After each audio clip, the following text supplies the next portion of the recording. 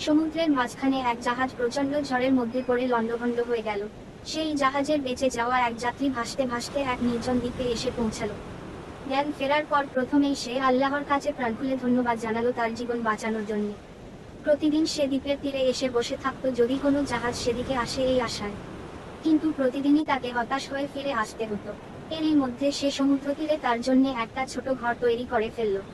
সমুদ্রের মাছ ধরে এবং বন থেকে ফলমূল শিকার সে বেঁচে থাকলো। এরই মধ্যে সে একদিন খাবারের খোঁজে বনের মধ্যে গেল।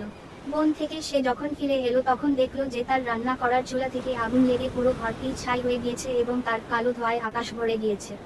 লোকটি চিৎকার করে উঠল, হায় আল্লাহ, তুমি আমার ভাগ্যে এটাও রেখেছিলে।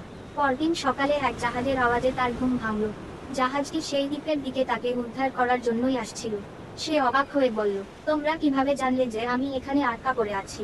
জাহাজের ক্যাপ্টেন জানালো, তোমার ঝালানো ধোঁয়া